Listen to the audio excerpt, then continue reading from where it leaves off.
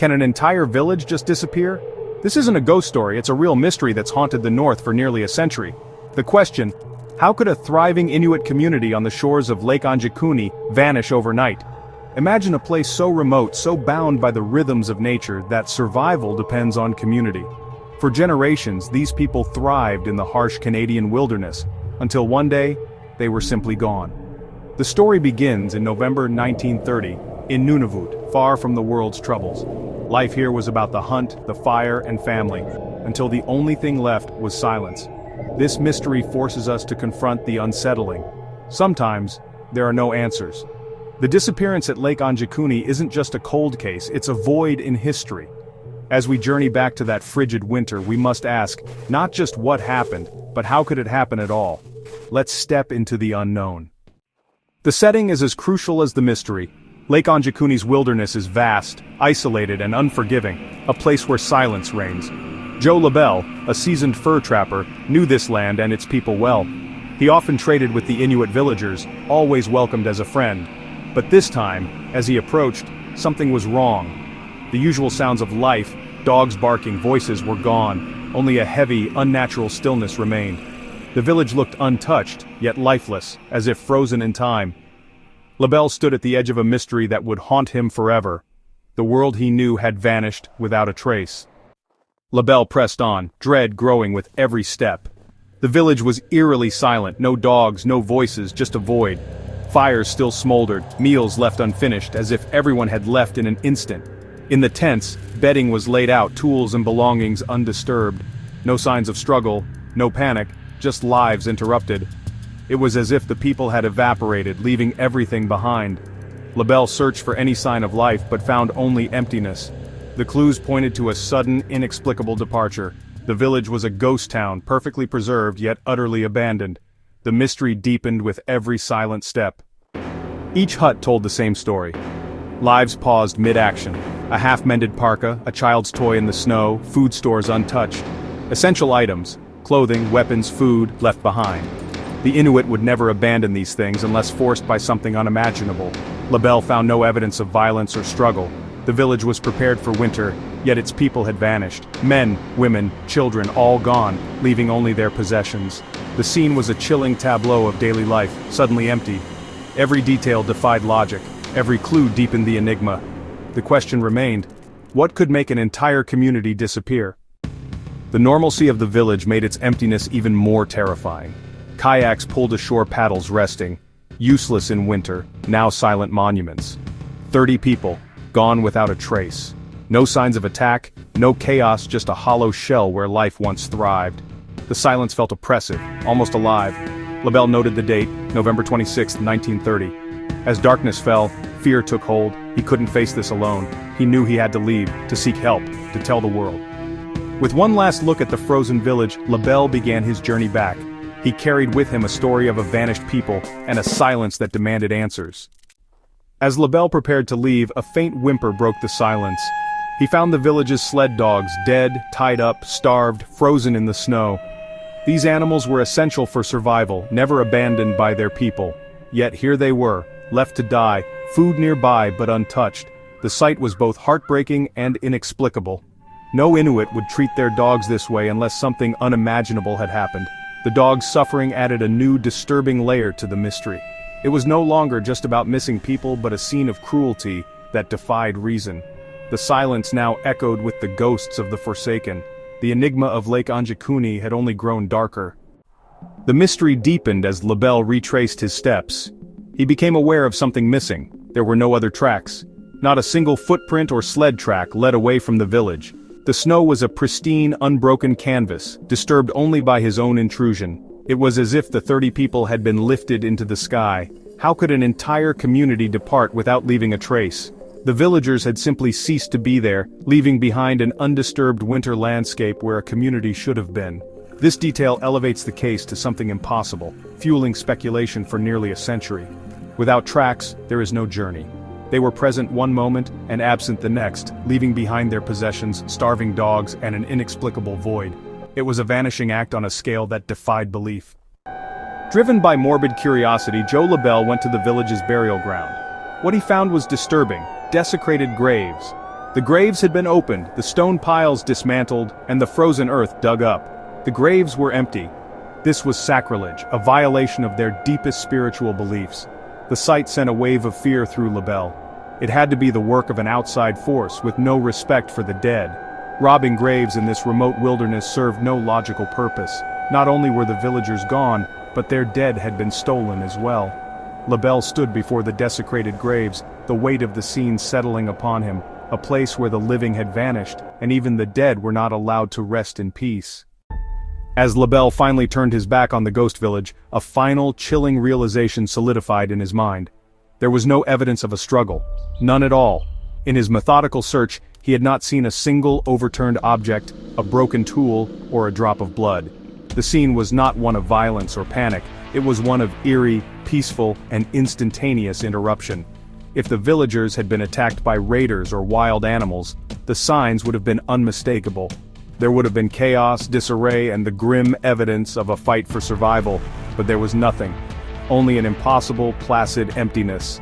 This absence of conflict is one of the most haunting aspects of the Anjikuni mystery. It rules out the most obvious explanations.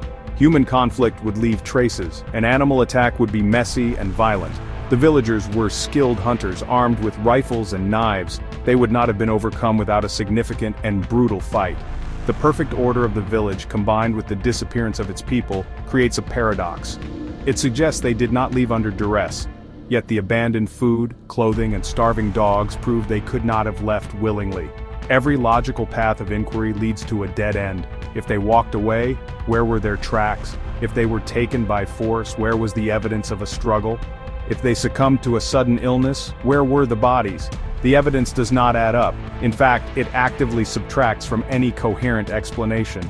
The scene at Lake Anjikuni in November 1930 is a collection of contradictions. It is a story of a peaceful departure and a violent end, of meticulous planning and sudden abandonment, of life and its complete, total negation. Joe LaBelle fled into the wilderness, the silence of Lake Anjikuni chasing him. He was the first outsider to witness the aftermath, the first to try and piece together a puzzle whose pieces did not fit.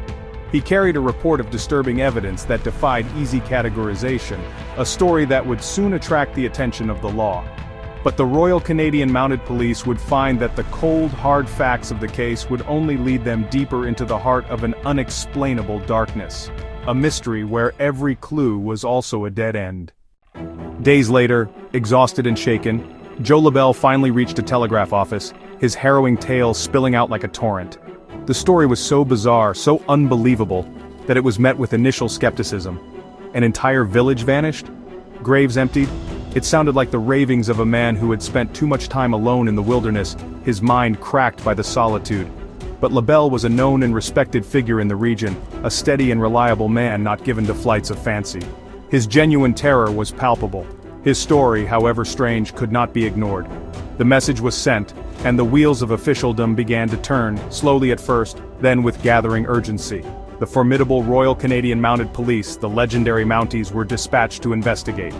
These were not men easily rattled. They were veterans of the unforgiving North, accustomed to hardship, isolation, and the strange tales the wilderness sometimes produced. They embarked on the long journey to Lake Anjikuni, prepared for anything. They expected to find a logical explanation. When the Mounties finally arrived at the shores of the lake, they found the scene exactly as Joe LaBelle had described it. The village was a ghost town, preserved in ice. The eerie silence, the abandoned pots of food, the half-mended clothing, it was all there. They conducted a thorough, methodical search of the entire area, their investigation far more extensive than LaBelle's initial panicked survey could have been. They noted the caches of food and supplies enough to last the winter. They confirmed the presence of the villagers' rifles left behind in their tents. They photographed the scene, their images capturing a quiet domestic world from which all the inhabitants had been surgically removed. The more they investigated, the more the mystery deepened. The hard evidence before them did not point toward a solution. The law had arrived, but clarity had not. The Mounties interviewed trappers and traders searching for any unusual sightings. They gathered accounts of strange lights. One trapper reported a strange, cylindrical object flying towards Lake Anjikuni. These reports were filed away. The police searched the vast wilderness. They found nothing. The empty graves remained a perplexing question. Weeks turned into months, and the case file grew thicker, but the trail was frozen solid. The investigation wound down, not solved, but because there was nothing left to investigate. The vanished village at Lake Anjikuni was left open, an unsettling question mark in Canadian law enforcement. In the end, the Royal Canadian Mounted Police were forced to close their active investigation with a report that was as unsettling as the mystery itself. The official documents presented a cold, hard collection of facts that offered no comfort and no resolution. They detailed the discovery by Joe LaBelle, the state of the abandoned village, the untouched food and weapons, and the dead sled dogs. Every piece of evidence pointed to a sudden, unexplained event. The final conclusion was a stark admission of failure. The Inuit of Lake Anjikuni were missing. There was no evidence of violence, no signs of disease, and the lack of tracks made a conventional migration impossible to verify. The case was left unresolved, a frustrating and chilling anomaly. The Anjikuni mystery lives on as a modern legend. Between the lines, one can feel the cold dread of the unknown. When logical explanations fail, the human mind often turns to the extraordinary. In the case of Lake Anjikuni, one of the most persistent theories is that of alien abduction. It's a concept born from science fiction that seems to fit the impossible facts of the case. How could 30 men, women, and children vanish without a trace, leaving no footprints in the snow? The theory suggests they were lifted, taken from above by a force not of this world. Accounts from trappers in the region, of a strange cylindrical craft maneuvering in the sky near the lake, cannot be easily dismissed. The empty graves also feed into this otherworldly narrative. The beings who took the villagers were simply collecting samples, their motives as alien and incomprehensible as their technology. While it is a theory that exists far outside the realm of provable fact, its endurance speaks to the sheer strangeness of the Anjikuni case. It explains the lack of tracks, the suddenness of the departure, and even the bizarre detail of the empty graves. In a story with no plausible explanation, the impossible becomes a contender. Another theory points to the secretive operations of government. Could the village have been the subject of a top-secret government experiment?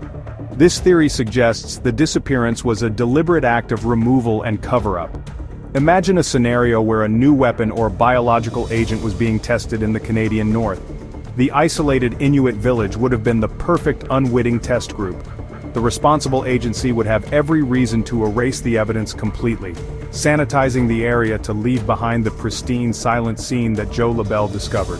This offers a potential explanation for the official silence, a campaign to muddy the waters and discredit the event, ensuring the truth would remain buried. In this dark theory, the disappearance becomes a story of human cruelty. To understand the Anjikuni mystery, we must look through the eyes of the people who lived there, to their beliefs and their folklore. The Inuit have a rich spiritual tradition filled with powerful spirits. One of the most feared figures is the Tornrark, a powerful sky spirit capable of bringing destruction. Could the villagers have fallen victim to a supernatural entity from their own folklore? This theory suggests that the disappearance was not an abduction, but a flight. In a state of profound spiritual terror, the entire community might have decided to flee. But this theory still crashes against the same impossible wall, the lack of tracks. How could they flee from a spirit without leaving a single trace of their passage? Maybe the Tornrark did not just frighten them away, but actually took them. The villagers did not run from a monster, they were consumed by it. There is one final, deeply disturbing possibility to consider, one that turns the mystery inward. It is a theory that requires no aliens, no government conspiracies, and no ancient spirits.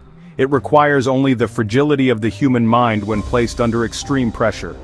The North is a place of profound isolation and sensory deprivation, a condition known as cabin fever or, more intensely, Arctic hysteria. This phenomenon can lead to episodes of depression, irrational anxiety, and even violent psychotic breaks. Could the entire village have succumbed to a shared, contagious madness? In this scenario, the strange events at Lake Anjikuni were the result of a collective psychological breakdown. Perhaps initiated by one influential individual, a wave of mass hysteria could have swept through the small, isolated community. This could explain the irrational behavior, abandoning food, leaving dogs to starve, and even desecrating the graves of their own ancestors. These would be the actions of minds unmoored from reality, driven by shared delusions and paranoia. The village did not vanish, it self-destructed, tearing itself apart from the inside out. This theory forces us to confront a grim possibility. In their madness, did the villagers turn on each other, or did they, in a final collective act of despair, simply walk out into the barren wilderness to die? A group of people, stripped of their reason, marching in single file into a blizzard, could have their tracks covered quickly by the blowing snow. Their bodies would be scattered across the vast tundra, buried deep beneath the ice and snow, unlikely ever to be found. The empty village would be the last testament to their final tragic descent into insanity. Yet, like all the other theories, this one is not perfect. It does not fully account for the complete lack of any sign of struggle or violence within the village itself. It seems unlikely that a mass psychotic event would unfold so neatly, leaving the dwellings in a state of placid interruption. Ultimately, the theory of mass hysteria is just another ghost, another shadow cast by the Anjikuni enigma. It is another attempt to impose a narrative onto a set of facts that refuse to cohere, that resist explanation. The truth, if it is ever to be known, remains locked away, frozen in time with the lost souls of the lake. Nearly a century has passed since Joe LaBelle stumbled upon the silent village at Lake Anjikuni. The world has changed, yet the fate of its people remains a chilling void in the pages of history.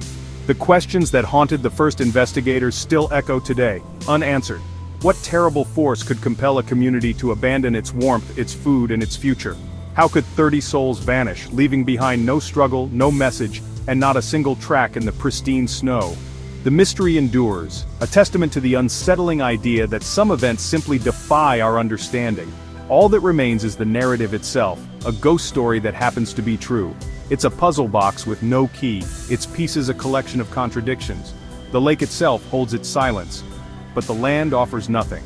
There is only the wind, the ice, and the profound, crushing emptiness. The story of Lake Anjikuni serves as a stark reminder of our own vulnerability. There is only the silence of the lake and the endless, indifferent snow that covers all secrets. The legacy of Lake Anjikuni is one of enduring questions.